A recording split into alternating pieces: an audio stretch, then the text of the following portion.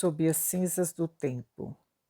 Livro psicografado por Carlos Antônio Bacelli pelo Espírito Inácio Ferreira.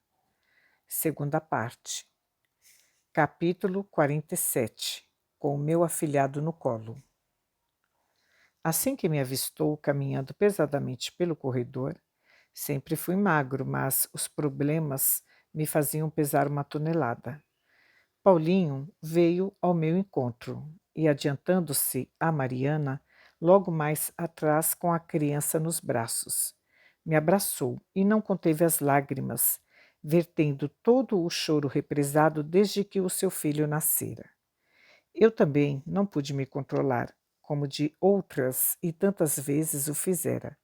Procurei tirar dissimuladamente o lenço de um dos bolsos do jaleco e, enxugando os olhos, nada pude dizer.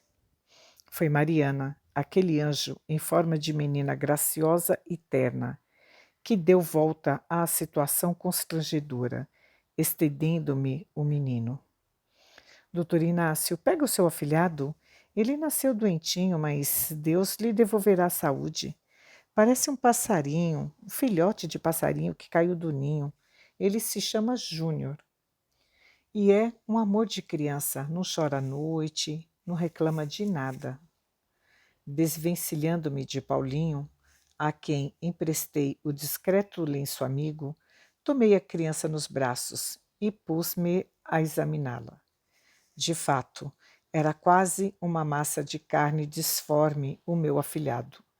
Olhos abertos que não enxergavam, cabeça de tamanho normal num corpo minúsculo, braços e pernas retorcidos, e coração batendo no peito em ritmo mais acelerado que o de uma criança sem problemas. Os músculos das faces não se contraíam, nem quando brinquei com ele, fazendo bilu com os seus lábios, que permaneceram imóveis. Queríamos, doutor, disse-me Mariana, que o senhor fizesse uma prece e o abençoasse.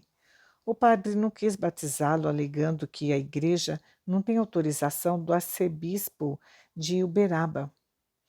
Era novamente o velho Xandico em ação. Certa vez, alguém, me definindo a solidão em que vivia recluso em minha casa da Avenida Doutor Fidelis Reis, falou com acerto. O doutor Inácio Ferreira é uma ilha cercada de padres por todos os lados.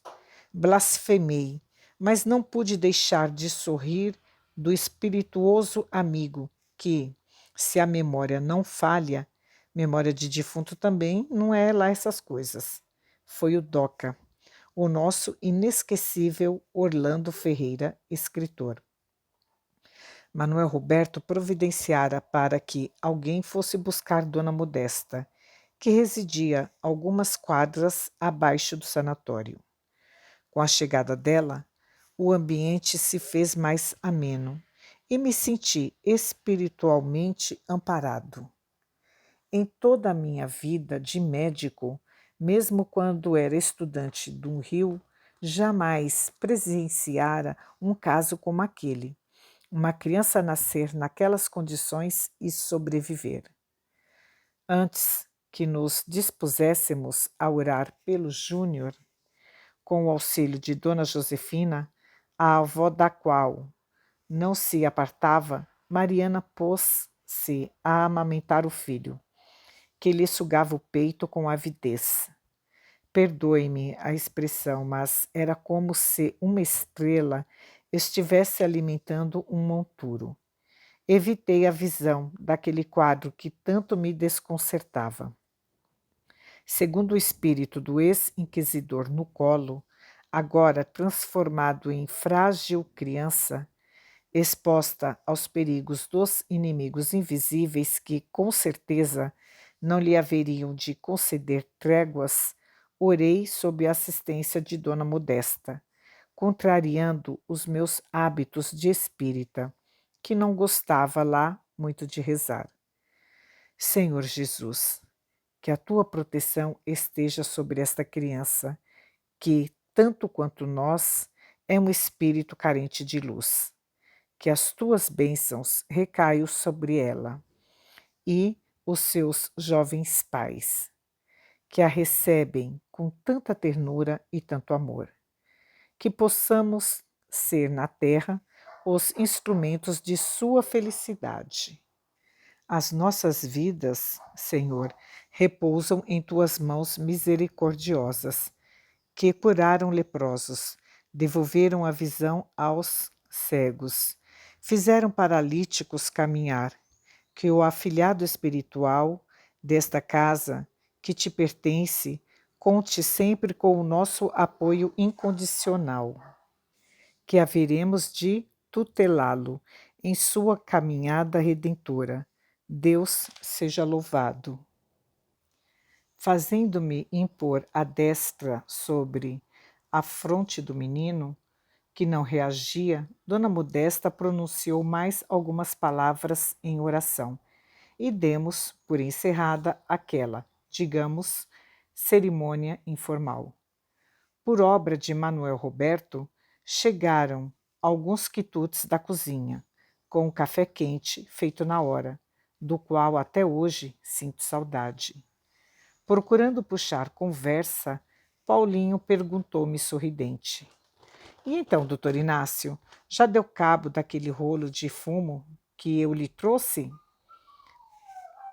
Compreendendo que o meu mais novo compadre desejava descontrair-se, emendei: Ora, Paulinho, aquilo para mim é fichinha.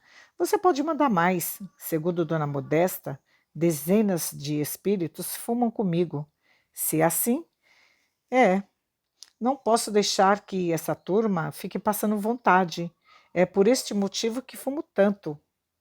Sorrimos, mas era chegada a hora das despedidas.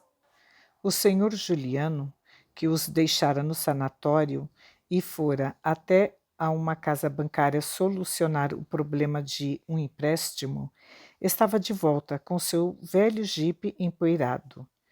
Despedíamo-nos, mas, antes que os nossos amigos se retirassem, chamei Dona Josefina à parte e lhe confidenciei as minhas preocupações. Acredito, disse-lhe sem rodeios, que o menino não sobreviverá. O coração me parece frágil, o que não tardará a comprometer os pulmões. A senhora permaneça atenta. Se precisarem de alguma coisa, já sabem a quem recorrer. Eu já notei, doutor, respondeu Dona Josefina. Não é só o coração que bate um tanto acelerado. Desde que essa criança nasceu, tenho tido estranhos pressentimentos. Quase todas as noites sonho com casas pegando fogo, rostos disformes e macilentos espreitando a nossa casa. Eu não sei, mas coisas estranhas têm acontecido. 2 bezerros foram devorados vivos. Ninguém sabe se por onça ou se por sucuri. Como não vimos marcas de sangue, acreditamos que seja sucuri. Não havia mais tempo para a conversa. Se não se apressassem, viajariam à noite, e com a criança recém-nascida, não seria interessante. Com um forte abraço, despedi-me de Paulinho, dizendo a Mariana, que me beijara no rosto: Você é a mais linda comadre destas redondezas.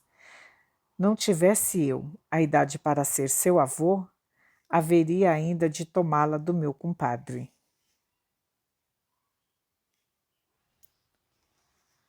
Capítulo 48. Ameaça constante. Quando Paulinho e Mariana se retiraram, levando o meu afilhado de poucos meses nos braços, entreguei-me a sérias reflexões concernentes à vida, fitando aquela criança desfigurada, com um passado tão sombrio e agora espírito tão frágil, completamente à mercê das circunstâncias que ele próprio desencadeara de maneira ensandecida. Fiquei pensando no drama kármico que envolve a infância. Meninos e meninas que nascem sem noção nem ideia do que os espera na caminhada difícil, muitas vezes sofrendo, desde o berço, as consequências de seus desmandos pretéritos.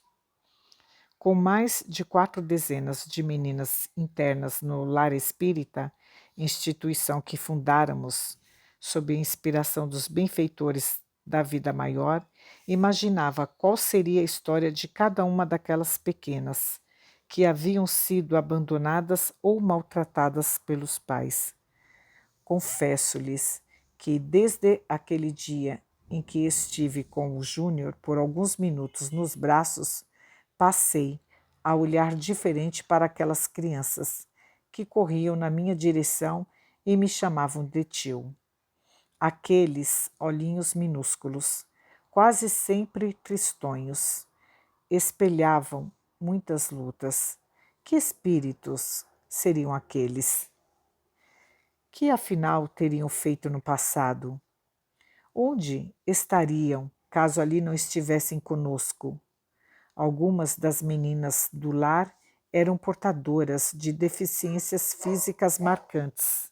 No entanto, a mais grave deficiência, sem dúvida, era de ordem psicológica. Muitas delas eram sonâmbulas. Perambulavam à noite pelos corredores da casa de 2 pavimentos e conversavam como se estivessem dando ordens a alguém.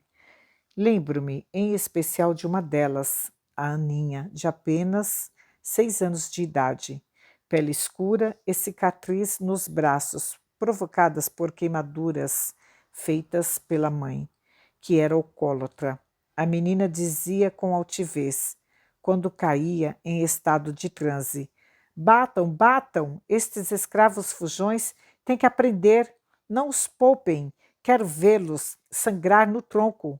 Cortem-lhes as carnes, batam, batam!" E com gestos incontidos movimentava o bracinho como se estivesse fazendo vibrar o chicote. Uma outra, a Estela, um encanto de menina de cabelos encaracolados, revelava, com apenas 8 anos incompletos, tendência para o suicídio. A sacada do lar precisava ser trazida constantemente fechada, pois, por mais de uma vez, as internas maiores a surpreenderam querendo saltar. Bendita a reencarnação que nos enseja a oportunidade do recomeço. Bendita a providência que nos mergulha no esquecimento, para que o mal que engendramos no pretérito não nos escravize indefinidamente às suas consequências. As nossas atividades no sanatório prosseguiam em ritmo normal, quando, passado quase 1 ano do nascimento do meu afilhado, em uma de nossas sessões mediúnicas, um espírito, que não se identificou, falou com sarcasmo, em meio a estrondosas gargalhadas. "Não dissemos que seria inútil escondê-lo? Nós o encontramos. Ele é nosso, propriedade nossa. A lei está a nosso favor. Ele pagará. Estamos providenciando." Dando início ao diálogo que tentarei resumir, perguntei: "Ele quem, meu irmão? E que lei é essa a qual você se refere?" "Ora, doutor, não se faça de idiota. Ele é ele, alguém cujo nome não interessa. Você sabe melhor do que ninguém de quem se trata.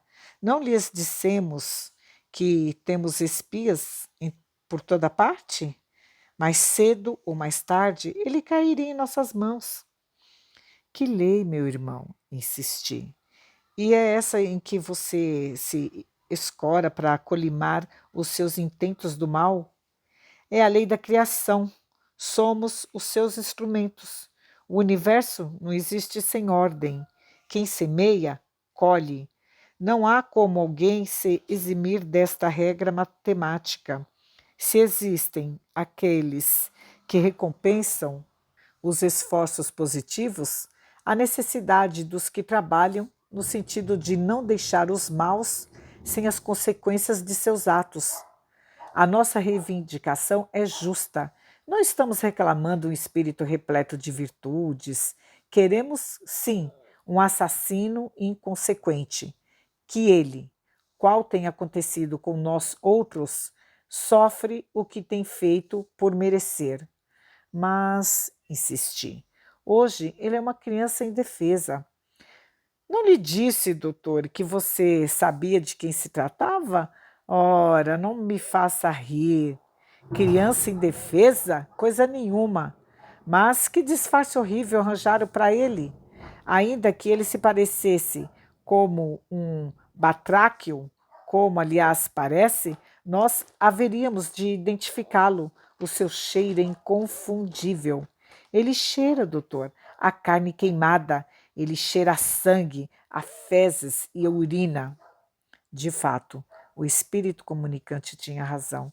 Depois que peguei o pequeno Júnior no colo, fiquei por várias horas sentindo estranho cheiro de fumaça, como se o corpo do animal morto no pasto estivesse sendo incinerado, para evitar-se a comunicação da peste. A misericórdia divina não consentirá que vocês façam o que planejam, argumentei.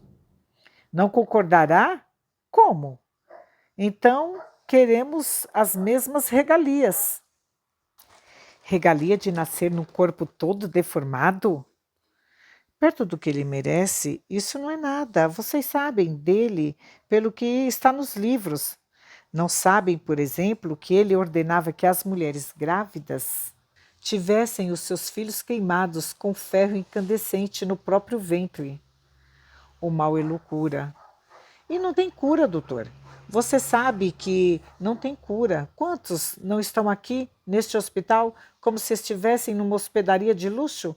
Vocês acham que melhorarão? Nunca. Tenham piedade. Teremos piedade das vítimas, das mulheres que morreram nas mãos daquele crudelíssimo frade dominicano, calvo, trajando a estatemenha, creme de gola quadrada sobre um manto negro, com um grande crucifixo de prata dependurado no pescoço. Vocês responderão por isso. Temos consciência, mas teremos as nossas penas abrandadas. Deixem que a vida se encarregue de puni-lo, como já começou. Demorará muito, e o clamor das vítimas indefesas ecoa no estridor aos nossos ouvidos. Vamos acabar logo com isto. Amarrá-lo-emos a um rochedo. Feito, prometeu que, em punição por ter roubado o fogo dos deuses, tinha o fígado devorado por um abutre todos os dias.